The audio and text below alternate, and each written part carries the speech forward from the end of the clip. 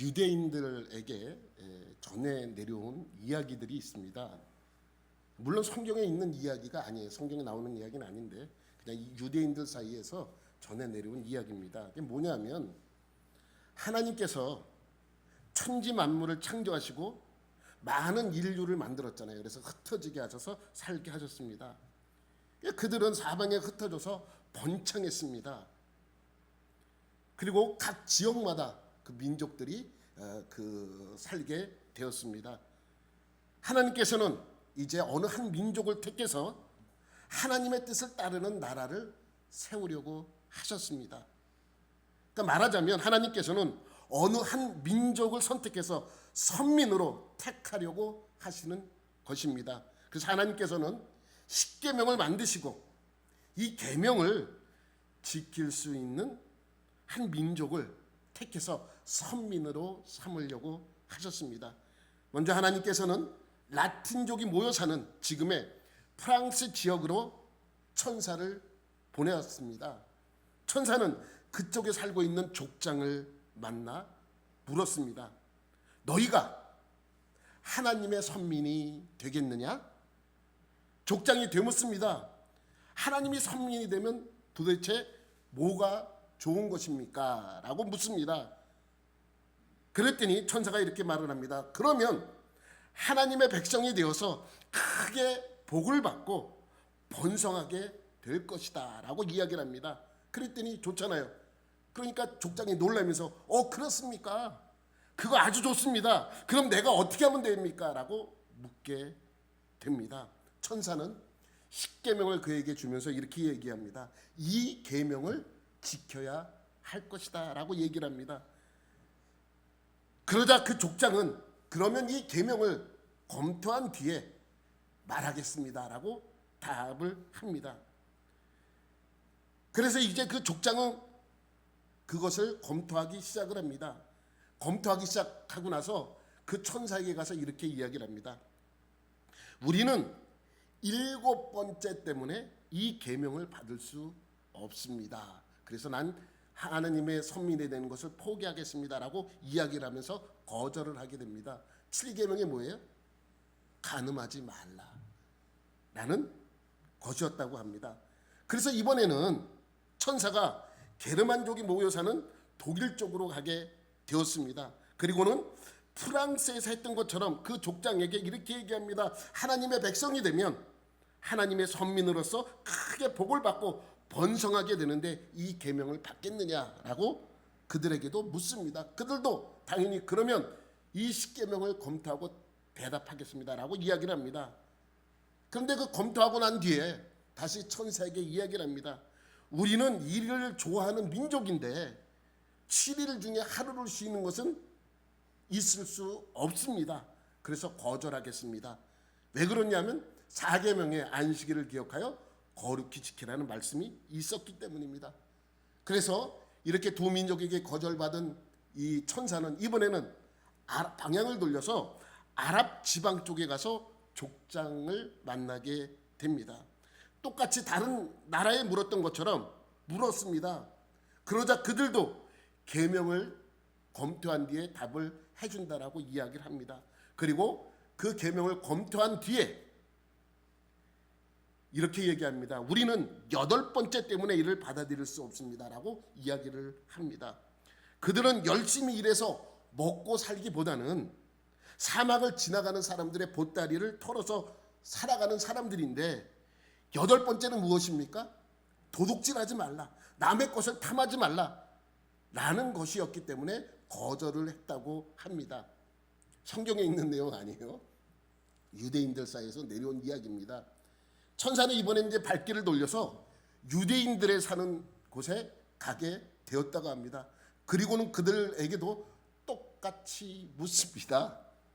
이 계명을 받겠느냐? 그러면 다른 민족처럼 그 계명이 뭐냐 그러고 검토한다 그래야 되는데 이 유대인들은 이렇게 되물었다고 합니다. 그거 얼마죠? 라고 물었다고 합니다. 그랬더니 천사가 대답합니다. 너희가 이것을 받는다면 이것은 다 공짜다 라고 대답을 했다고 합니다. 그러니까 공짜라는 말에 그 계명이 어떤 것인지 검토하지 않고 유대인들이 이렇게 대답을 했다고 합니다. 공짜라고요? 공짜면 우리가 받을게요 라고 흔쾌히 승낙을 해서 하나님께서 유대인들을 그렇게 해서 선택했다라는 내용이 그 유대인들 사이에선 이야기처럼 내려오고 있는 것이죠. 여러분, 공짜 좋아해서 어떻게 됐습니까? 힘든 시간들을 보냈잖아요. 여러분, 공짜 좋아하면 우리나라에서도 머리가 벗겨준다라는 그런 옛말이 있는데, 사실 여러분, 세상에는 공짜가 있습니까? 없습니까? 없잖아요. 그죠? 없습니다. 그런데 세상에는 공짜가 없다. 공짜가 없다라는 말은 유래가 있다고 합니다. 저도 이거를 보면서 깜짝 놀랐어요. 야, 이 말에도 유래가 있나라는 생각이 들어서 쭉 읽어봤거든요. 원래는 세상에는 공짜가 없다라는 말이 아니고 어떤 말이었냐면 세상에 공짜 점심은 없다였다고 합니다. 이 말은 미국의 경제학자가 쓴 책에서 나오는 이야기입니다.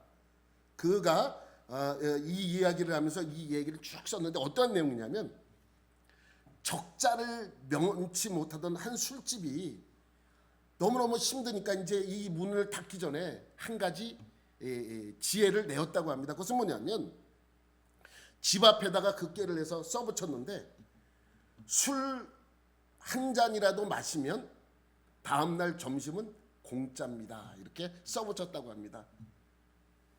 여러분, 당시 술집에서 술 한 잔 값이 15센트, 그러니까 지금으로 말하자면 한 3불 정도 되었다고 합니다. 3불. 지금 그거를 따지면 3불 정도 되었다고 합니다. 근데 식당에서 점심을 먹으면 그 당시에 1불, 그러니까 지금 가치로는 한 19불 정도 되었다고 합니다. 아니, 여러분 생각해 보세요. 아니, 이 손님이야말로 이것처럼 남는 장사가 없잖아요. 손님 입장에서는, 야, 내가 3불짜리 15센트짜리 술 한 잔을 마시면 그 다음날 1불짜리 점심을 준다 그러니까 얼마나 이 손님들이 듣기 좋고 이것처럼 남는 장사가 어디 있겠습니까? 손해잖아요. 사실 주인 입장에서, 술집 주인 입장에서는. 우리나라로 따지면 1,000원짜리를 사 먹으면 6, 7천원짜리 다른 것을 준다는 거예요. 그러니까 1,000원짜리 술 한 잔을 사 먹으면 7천원짜리 밥을 준다. 여러분 그거 하시겠어요? 여러분 같으면? 근데 이 술집은 그것을 써 붙였습니다. 망하려고 작정한 것이죠. 수학적으로는 도저히 이것은 있을 수 없는 일입니다. 그런데 이 광고를 써붙이고 나서 이 술집이 손님으로 꽉꽉 찼다고 합니다. 그럴 수밖에 없잖아요. 그리고 한마디로 대박이 났다고 합니다. 손님들이, 여러분 생각해 보세요. 손님들이 술이라는 것은 한 잔만 마시겠습니까? 한 잔 먹으면 두 잔을 먹게 되고, 두 잔 먹으면 세 잔, 넉 잔 하면서 그냥 먹게 되니까 이 술집은 떼돈을 벌게 되는 것은 당연한 일이었습니다. 그리고 사람들은, 거기서 술을 먹은 모든 사람들은 그 다음날 점심을 공짜로 먹으니까 너무너무 좋았다고 합니다. 그런데 손님들이 나중에 깨달았다고 합니다. 자신들의 점심값이 이미 그 전날 먹은 술값에 다 포함되어 있었다는 것을 알았다고 합니다. 그래서 그때 손님들이 이야기한 소리예요. 뭐냐면 세상에는 공짜 점심이 없네 라고 한 것이 세상엔 공짜가 없다는 말로 바꾼 것이 되었다고 합니다. 여러분, 세상에는 공짜가 없습니다. 왜냐하면 공짜는 공의가 아니기 때문입니다. 그래서 공짜가 없는 것이죠. 여러분, 우리의 구원도 공짜로 이루어진 것이 아닙니다. 우리가 생각할 때는, 야, 예수 믿으면 나 구원 준대. 예수 믿고 구원 받으세요. 그럼 내가 어떻게 해야 되나? 그냥 예수만 믿으면 돼요. 마치 우리가 그것이 공짜로 얻어지는 것처럼 느껴지기도 합니다. 왜? 아무 조건 없이 우리가 얻었기 때문입니다. 그런데 여러분, 죄로 인해 죽어야 하는 우리가 구원을 받았다는 것은 공짜로 얻어진 것이 아니라 누군가 우리를 대신하여 그 대가를 치루어 주었기 때문에 우리가 구원을 받을 수 있는 것입니다. 바울은 로마서를 쓰면서 첫 부분에 뭐에 대해서 계속 지금 설명하고 있었어요? 죄에 대해서 언급하면서 모든 사람들은 죄인이다. 어느 하나 죄된 것이 아닌 것이 없다는 것을 설명합니다. 지적으로 또 정서적으로 또 의지적으로 모두 다 죄를 지었다라고 설명을 하고 있습니다. 그것은 뭡니까? 우리 인간들은 철저히 죄인됨을 설명하고 있습니다. 어느 한 부분도 죄인이 아닌 것이 없음을 설명하고 있는 것을 알 수 있습니다. 여러분, 사람들은요, 하나님을 떠난 것이 가장 큰 죄예요. 근데 그 죄 외에도 우리 지난번에 봤던 1장 29절부터 31절까지 보면 많은 죄들이 언급되어 있습니다. 1장 29절 31절 뭐예요? 불의, 추악, 탐욕, 악의가 가득한 자, 시기, 살인, 분쟁, 사기 막 있습니다. 수군수군하는 것도 죄고요, 비방하는 것도 죄고요, 하나님께서 미워하는 이 모든 사람들이 하나님께서 미워하는 자들이라고 말씀하고 있습니다. 그리고 하나님을 능욕하는 자요, 거만한 자요, 자랑하는 자요, 악을 도모하는 자요, 부모를 거역하는 자요, 우매한 자요, 배약하는 자요, 무정한 자요, 무자비한 자라. 이것이 죄래요. 이것이 죄라고 지금 말씀하고 있습니다. 많은 사람들은 하나님을 떠난 죄 말고도 이러한 죄의 악 속에서 살아가고 있습니다. 이러한 죄를 지었습니다. 그래서요. 죄를 지은 게 뭐 어떻다고요? 예? 뭐가 문제입니까? 예? 다른 사람도 다 짓는데 이게 큰 문제가 됩니까? 교만할 수 있잖아요. 내가 잘났는데. 왜 교만한 것도 죄라고 말씀하고 있습니까? 예? 또 뭐예요? 다른 사람을 미워하는 거. 여러분도 미워하는 사람 있잖아요. 예? 특히 요즘 같은 정치에 관심이 많은 사람들은 야당 쪽을 지지하는 사람들을 여당 쪽 나오면 꼴도 보기 싫잖아요. 미워하잖아요. 또 반대로 여당 쪽을 지지하는 사람이 야당 쪽 나가서 얘기하는 거 보면 꼴도 보기 싫잖아요. 다 그런 거예요. 그렇게 미움이 있잖아요. 그게 뭐 어떻다고요? 다른 사람들도 다 그런데. 그런 마음이 생기는데 어떡하라고요? 예? 그런데 문제는 여기에 있습니다. 하나님의 법은요, 율법의 원리는요, 죄를 지으면 반드시 그 대가를 치루어야 하는 것이기 때문에 그렇습니다. 우리는 슬쩍슬쩍 넘어가잖아요. 슬쩍슬쩍 범죄하고도, 교통위반하고도, 또 뭐 잘못을 하고도, 죄를 짓고도 슬쩍슬쩍 넘어갈 수 있습니다. 그러나 하나님의 법은 그런 것이 아닙니다. 반드시 죄에 대한 대가를 치르게 만드는 것입니다. 그러면 죄에 대한 대가는 무엇입니까? 심판이에요. 죽음입니다. 왜? 죄의 값은 사망이기 때문에 그렇습니다. 그러니 이러한 죄를 짓는 것, 29절부터 31절까지 그 많은 죄들을 짓는 것 자체가 문제가 되는 거예요. 왜? 내가 그 죄를 지은 것에 대한 대가를 치루어야 하기 때문입니다. 여러분, 이 문제가 얼마나 크냐면 우리는 이제 구원 그러니까 구원의 은혜를 힘입어서 이제 그런 걸 많이 못 느끼는데, 내가 늘 얘기하잖아요. 이 성경은요, 처음부터 끝까지 뭐에 대해서예요? 죄에 대한 문제를 다루고 있는 책입니다. 이게 성경이에요. 여러분 보세요. 창세기에 보면 하나님께서 천지 만물과 사람을 창조하신 내용이 나옵니다. 그런데 여러분, 하나님께서 이 천지 만물을 창조하시고 아담과 하와를 딱 창조하신 다음에 아담을 불러놓고 처음으로 하신 말씀이 뭔지 아세요? 생육하고 번성하라. 아니에요. 하나님께서 인간에게 처음으로 하신 말씀은 무엇인지 우리가 생각을 해봐야 됩니다. 여러분, 하나님께서 천지 창조를 하시고 에덴이라는 동산을 두었습니다. 그리고 아담을 불러서 이 에덴 동산에서 살게 하십니다. 그리고 하나님께서 아담에게 첫 번째 말씀을 주신 것이 창세기 2장 16절 17절 말씀입니다. 여호와 하나님이 그 사람에게 명하여 이르시되, 그죠? 이르시되 하나님께서 그 사람에게 명하여 이르시되 그 전에는 한 번도 없어요. 그리고 첫 번째 하신 말씀이 파란색이에요. 우리 다 같이 시작. 동상 각종 나무의 열매는 내가 임의로 먹되 선악을 알게 하는 나무의 열매는 먹지 말라. 내가 먹는 날에는 반드시 죽으리라 하시니라. 첫 번째 주신 말씀이 뭐예요? 동산에 있는 모든 열매를 먹는데 선악을 알게 하는 나무의 열매는 먹지 말라라는 말씀입니다. 먹지 말라. 뭐예요? 하나님께서 무엇을 주신 거예요? 법을 주신 법이에요. 법. 이것이 법이에요. 첫 번째 법. 하나님께서 인간에게 주신 첫 번째 법이 십계명이 아닙니다. 이 법입니다. 예? 동상 각종 나무의 열매는 내가 임의로 먹되 이건 큰 문제가 없으면 다 먹으라는 얘기예요. 다 먹으라는 얘기예요. 먹어도 괜찮다는 것입니다. 그런데 선악을 알게 하는 나무의 열매는 먹지 말라. 이게 법입니다.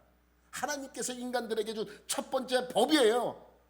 간단합니다. 하지 말라는 것입니다. 요거는 하지 말아라. 네가 다 해도 되는데 요거 하나만은 하지 말아라. 그것이 뭐예요? 선악을 알게 하는 나무의 열매를 먹지 말라는 거예요. 먹으면 어떻게 된다고요? 내가 먹는 날에는 반드시 죽으리라. 이게 뭐예요? 죄에 대한 대가입니다. 먹으면 어떻게 돼? 먹지 말라가 법인데 먹으면 어떻게 된다고요? 죽는다.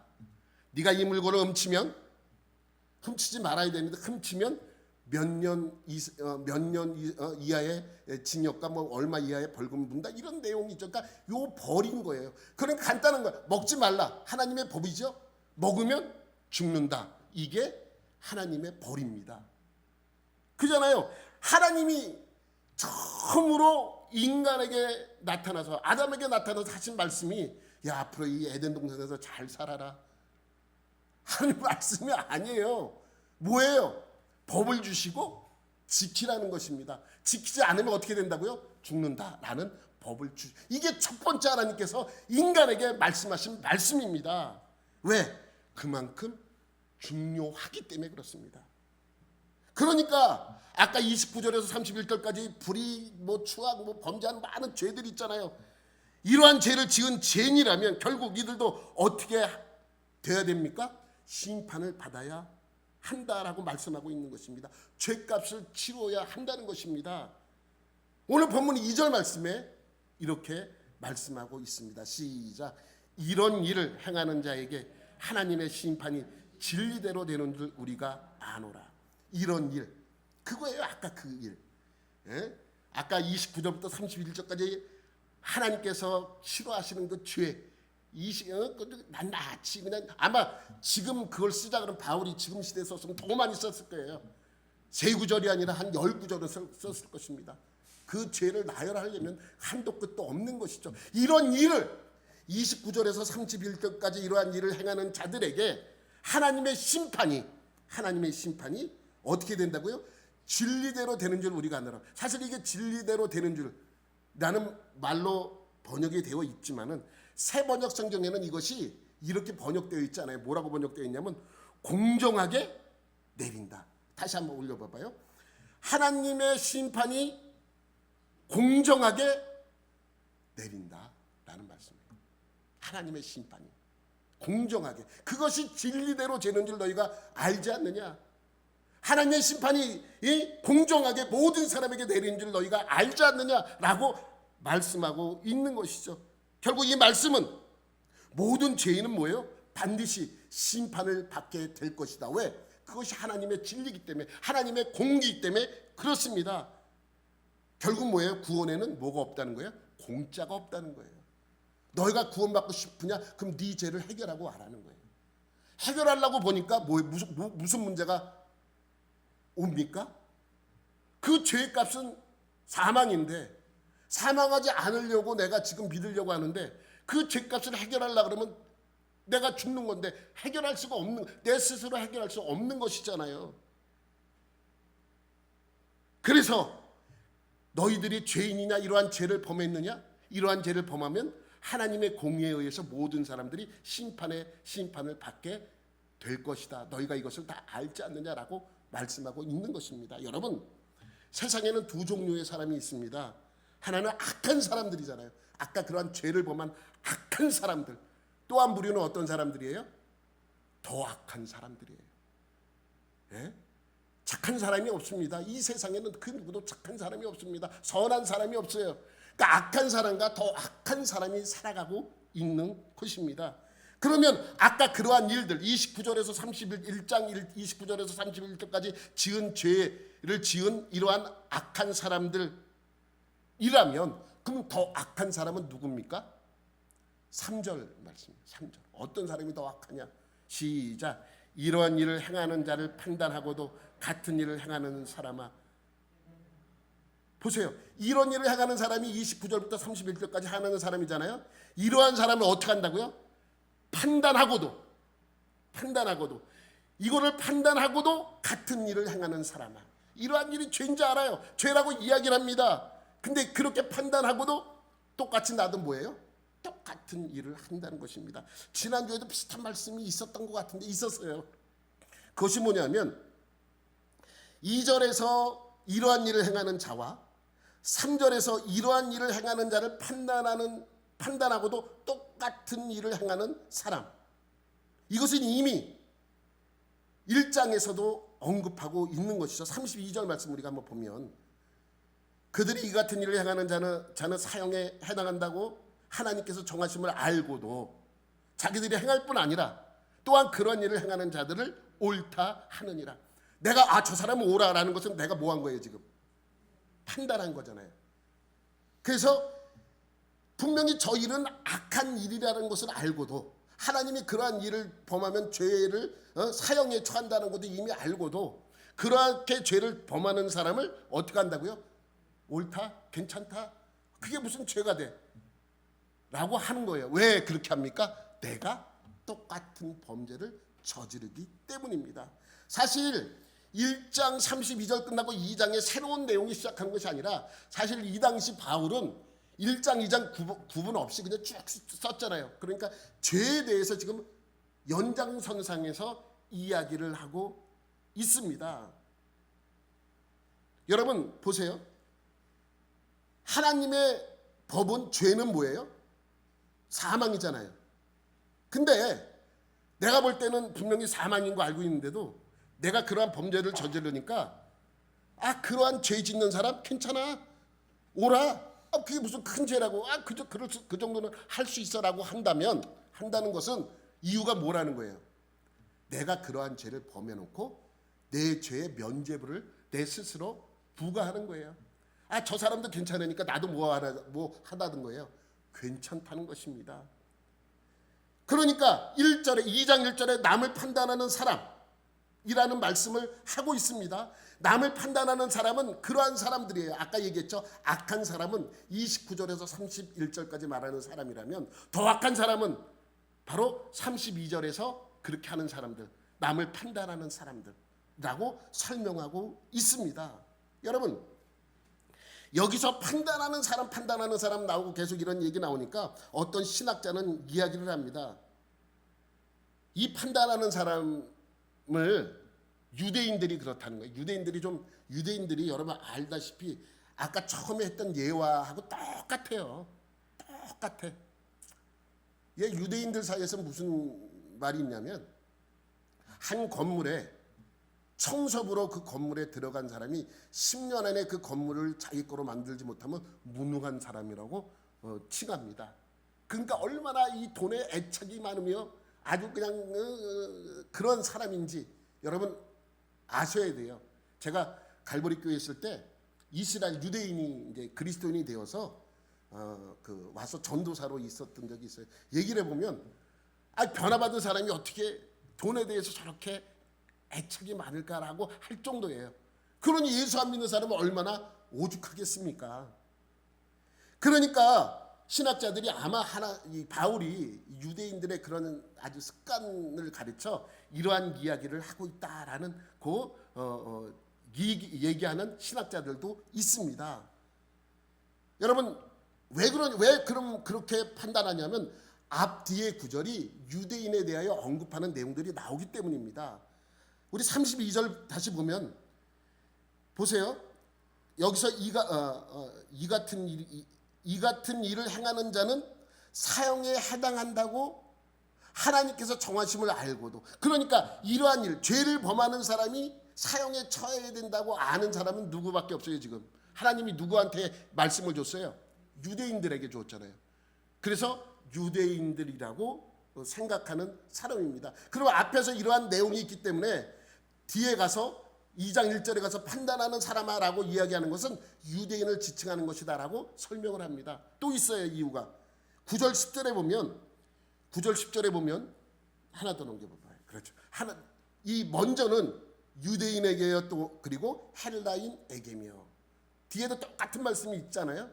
그러니까 이 바울이 헬라인과 유대인을 이렇게 구분해서 설명하는 내용을 보면서 앞에 판단하는 사람아라고 얘기하는 것은 누구다? 유대인이다 라고 신학자들이 얘기를 합니다. 뭐 그렇게 볼 수도 있습니다. 그러나 굳이 유대인만으로 국한할 필요는 없다라고 생각을 합니다. 왜냐하면 이방인들도 똑같지 뭐 다른 게 뭐가 있어요? 유대인들만 그렇게 돈에 집착합니까? 우리들도 똑같잖아요. 헬라인들도 마찬가지예요. 헬라인은 조금 이제 지난번에 얘기했지만 조금 다른 포인트가 있습니다. 그들은 제일 먼저 우선되어지는 게 지혜. 그래서 토론도 많이 하고 철학이 발달하게 된 이유도 거기에 있는 것이죠. 이게 헬라 문화 아니에요.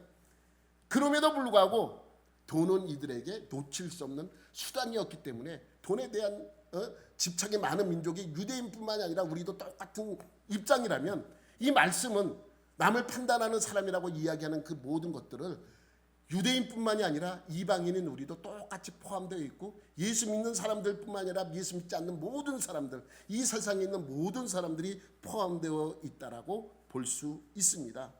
그런데 사람들은요, 그러한 것들, 아까 29절에서 31절까지 말하는 그런 많은 죄를 집니다. 그리고 남을 판단하고도 그가 옳다라고 그렇게 더 악한 모습을 보이는 사람들도 있습니다. 사람들은 이러한 죄를 범하고 뭐라고 합니까? 하나님은 사랑인데 이 정도 죄는 용서해 주시지, 그죠? 우리가 회개만 하면 용서해 주셔서 우리를 다 이해해 주실 분이 우리 하나님이야 라고 한다는 것입니다. 여러분 그 다음 구절을 한번 보면 이러한 말씀이 있습니다. 시작. 혹 내가 하나님의 인자하심이 너를 인도하여 회개하여 하심을 알지 못하여 그의 인자하심과 용납하심과 길이 참으심이 풍성함을 멸시하느냐. 이것은 뭐냐면 죄를 짓고 하나님은 인자하시대, 하나님은 길이 참으시는 분인데, 하나님은 풍성하신 분인데 우리 용서해 주실 거야 이렇게 이야기를 하면서 뭐라고 있다는 거예요? 여전히 죄를 범하고 있다는 것입니다. 구원파하고 비슷해요. 구원파. 여러분 그들은 회개는 몇 번 하면 된다 가르치냐면 한 번만 하면 된대요. 처음 회개를 하면 지금까지 지은 모든 죄뿐만이 아니라 앞으로 지을 모든 죄까지 용서받았기 때문에 회개는 몇 번만 하면 된다? 한 번만 하면 된다는 거예요. 한 번. 단 한 번으로. 그럼 내가 오늘 회개하면 지금까지 지은 모든 죄를 용서받았어요. 그럼 조금 있다 내가 지은 죄는 그것도 용서받은 거예요. 사실 문제 없어요. 우리도 그렇게 가르치고 그렇게 배워왔습니다. 앞으로 지은 죄, 여태까지 지은 죄뿐만 아니라 앞으로 지은 죄까지 용서받았다는 것을 우리가 다 인정하는 사실입니다. 근데 무엇이 문제가 되냐면 죄를 일부러 내가 회개했어. 그 다음에 죄를 지는데 죄의식이 없는 거예요. 왜? 용서받았는데 뭐. 악한 짓을 하는 거예요. 여러분 이것은 잘못된 거예요. 왜냐하면 하나님의 일은 죄를 범하는 데 있지 않고 죄를 용서해 주는 데 있는 것은 사실입니다.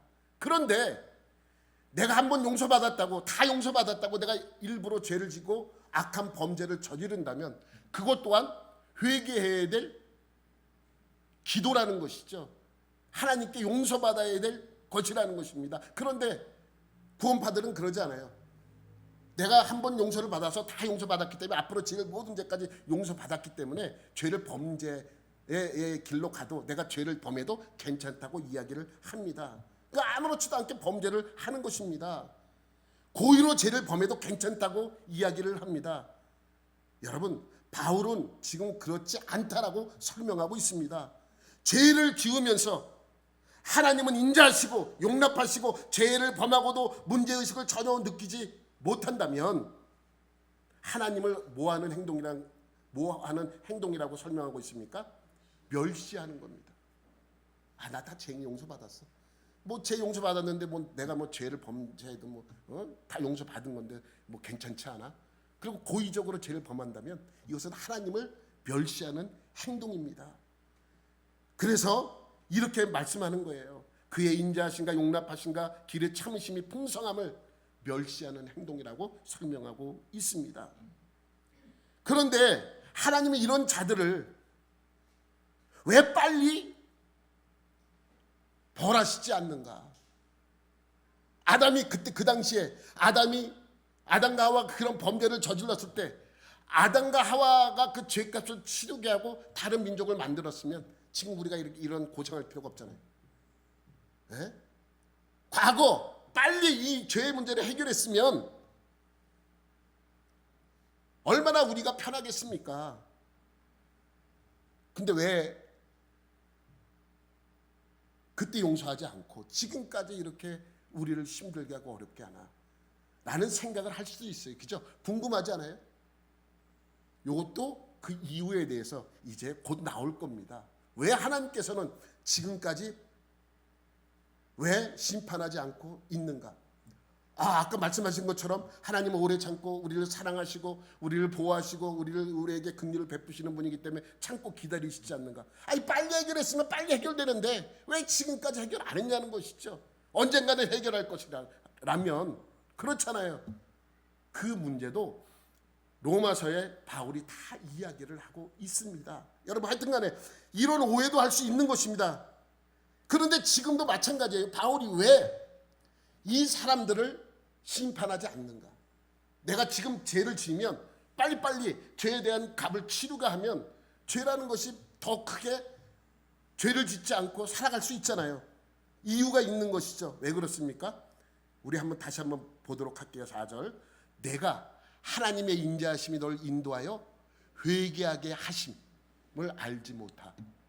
그러니까 우리에게 빨리 그 벌에 대하여 책임을 묻지 않고 죄값을 치르게 하지 않는 것은 뭐 때문이에요? 한 명이라도 구원시키기 위하여 하나님이 참으시는 거예요. 근데 그것을 이용해 먹어. 그것은 뭐 하는 행동이에요? 하나님을 멸시하는 행동이라는 거예요. 하나님을 이렇게 멸시하는 사람들을 하나님께서는 어떻게 하신다고 말씀합니까? 5절 말씀이에요. 5절 보면 다만 내 고집과 회개하지 아니한 마음에 따라 진노의 날, 곧 하나님의 의로우신 심판이 나타나는 그날에 이 말 진노를 내게 쌓는도다. 한마디로 말하면 뭐예요? 그러다가 어디 간다고요? 지옥 간다. 그러다가 지옥 간다. 간다는 그 말을 이렇게 표현하면 진노의 날, 심판의 날 아니에요? 하나님의 의로우신 심판이 나타나는 그날에 이 말 진노를 내게 쌓는도다 라고 표현하고 있습니다. 여러분, 이처럼 분명히 뭔가 잘못되어 있는 상태에 있으면서도 아무런 문제의식을 느끼지 못하는 이러한 사람들을 향하여 완악하고 회개하지 않는 자들이라고 말하면서 결국 이러한 자들은 지옥 간다 라고 말씀하고 있습니다. 이런 사람 지옥 가? 그러면서 6절에 다시 한번 이 말씀을 강조하는 내용이 있습니다. 어떠한 말씀이냐? 시작. 하나님께서 각 사람에게 그 행한 대로 보응하시되. 행한 대로 보응하시되. 결국 뭐예요? 너희가 죄를 졌으면 어떻게 한다는 거예요? 심판받는다, 죽는다, 지옥 간다 라는 표현입니다. 죄를 지었으면 뭐 하라고요? 죄값을 치러라. 이런 표현까지 하면 좀 네가 쌌으면 네가 치워라 이런 얘기입니다. 네가 벌려놓은 죄값은 네가 어떻게 하라고요? 해결하라는 것입니다. 이것이 바로 하나님의 법입니다. 이게 율법의 원리예요. 율법의 원리. 여러분, 율법의 원리와 율법주의는 분명히 다릅니다. 율법의 원리라는 것은 하나님께서 행하신 대로 갚으시는 원리로 그 원리는 불변합니다. 하나님께서 그 율법의 원리를 이미 창세기의 아담에게 선포하셨어요. 그리고 그 원리는 언제까지 계속 진행이 됩니까? 심판 때까지. 이 세상이 멸망하고 하나님의 심판을 받는 그때까지 지속되는 거예요. 그건 불변의 법칙입니다. 이것이 율법의 원리입니다. 그러니까 공짜는 없다는 거예요. 네가 죄를 범했으면 어떻게 하라는 거예요? 그 죄값을 네가 치러라라는 것입니다. 그러나 율법주의는 그러한 율법의 요구를 자기 스스로의 힘으로 이루어 보려고 하는 것을 율법주의라고 합니다. 이 둘은 분명히 구별되어야 합니다. 우리는 율법주의자가 되면 안 돼요. 율법의 원리를 아는 사람이 돼야 합니다. 그럼 하나님께서 율법을 통해서 우리에게 주는 율법의 요구는 무엇입니까? 7절 8절 말씀이에요. 시작. 참고 선을 행하여 영광과 존귀와 썩지 아니함을 구하는 자에게는 영생으로 하시고 오직 당을 지어 진리를 따르지 아니하고 불의를 따르는 자에게는 진노와 분노로 하시니. 여기서 보면 참고 선을 행하여 라는 말씀이 있죠. 이게 어떤 의미냐면 직역하면 선행의 인내예요. 선행을 하는데 선행이라는 것은 끝까지 해야 되는 거예요. 한 번 하고 이 정도 했으면 됐지 끝나는 게 아니라 인내하라는 거예요. 인내. 선행에서 인내, 계속해서 지속성을 요구하고 있는 거예요. 한 번으로 끝내지 말아요. 그러니까 이것을 보면 오해할 수도 있어요. 선행, 착한 일처럼 느껴집니다. 아닙니다. 착한 일 이전에 이 말의 뜻은 뭐예요? 죄를 짓지 않는 것입니다. 죄를 짓지 않는 것은 인내가 필요하잖아요. 내가 화가 나. 그래서 참아야 돼. 인내가 필요한 거예요. 그 의미입니다. 그러니까 참고 선을 행하여 참고 죄를 짓지 아니하면 영광과 존귀와 썩지 아니함을 구하는 자에게는 영생으로 하신다라고 말씀하고 있습니다. 영광과 존귀와 썩지 아니함을 구하는 자에게 영생을 구하는 자들이에요. 영생을 구하면서 죄를 짓지 않으려고 인내하며 지켜낸 자는 영생으로 하나님께서 우리에게 베풀어 주신다는 말씀입니다. 하나 더 넘기면 8절에는 반대의 말씀입니다. 8절 위로 올려봐요. 그렇죠. 오직 당을 지어 진리를 따르지 아니하고 불의를 따르는 자에게는, 죄를 짓는 자에게는 진노와 분노 뭐예요? 지옥 간다. 이 얘기예요. 간단하게 설명합니다. 그러니까 하나님의 말씀을 지켜 행하고 죄를 짓지 않고 그것을 인내하며 끝까지 지키는 자는 하나님께서 영생 천국 가게 하시고, 그러지 않고 죄를 짓는 자는 지옥 가게 하신다라는 말씀과 같은 내용입니다. 여러분,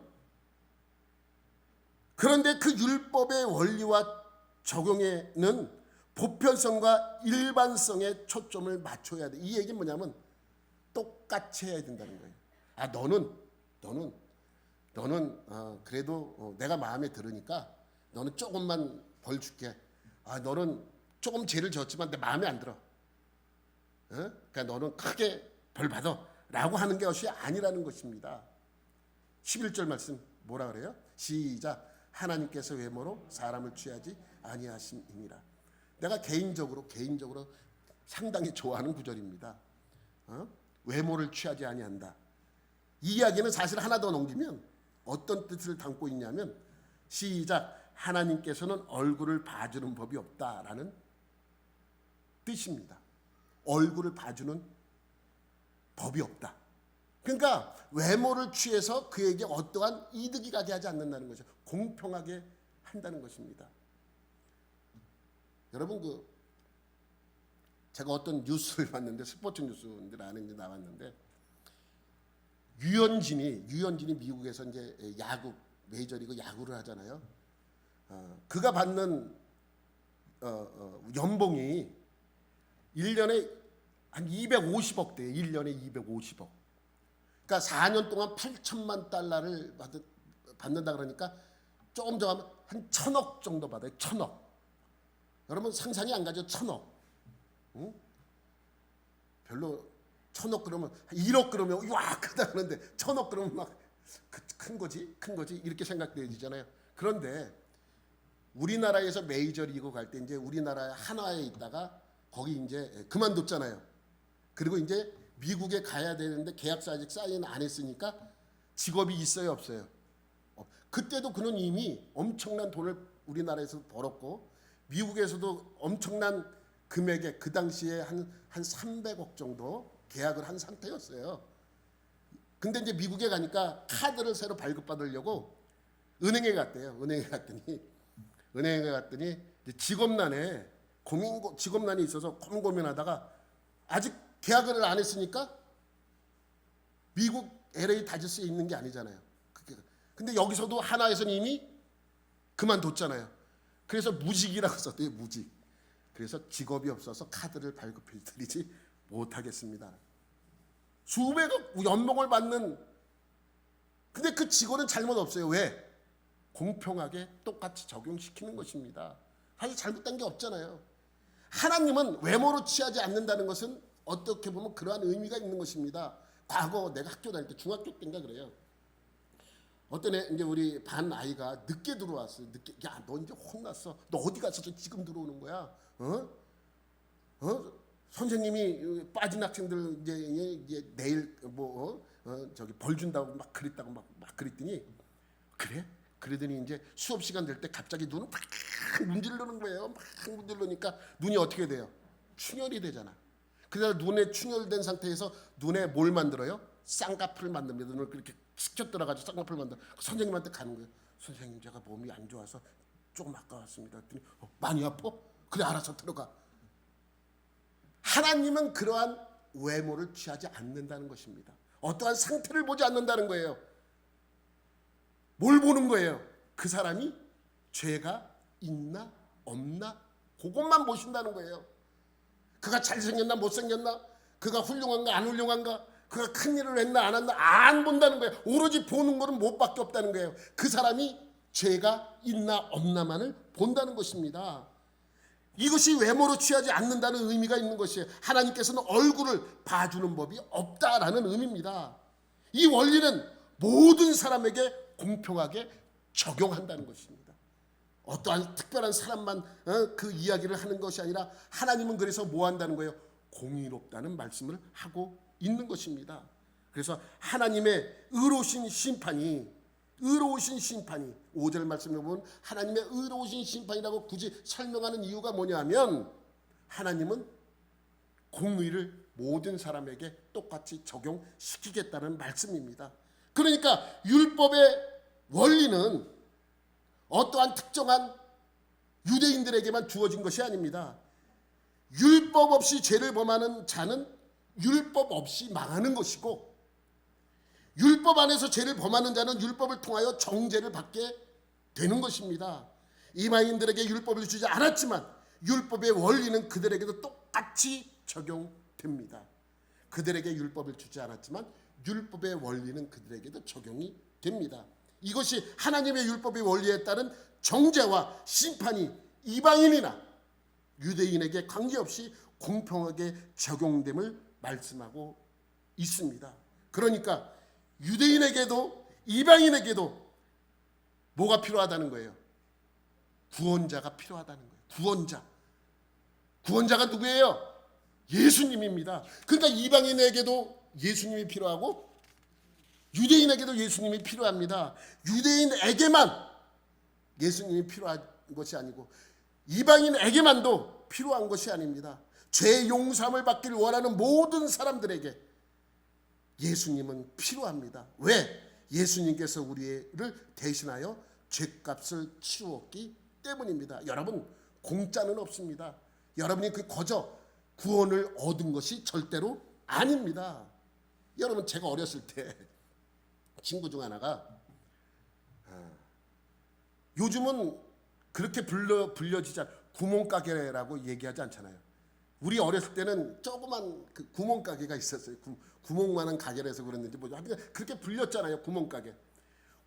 구멍가게를 하는 집안에 하는 그 친구가 하나 있었어요. 그 집에서 구멍가게를 하니까 얼마나 부러운지.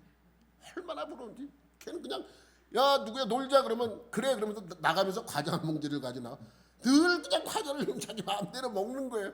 얼마나 부럽습니까? 그래서 제 평생 소원이, 야, 왜 우리 엄마 아빠는 왜 이러한 구멍가게를 하나 안 할까?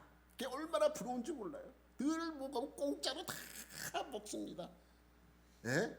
내가 침 흘리면, 야, 너 하나 더 줄까? 그럼 잠깐 기다려.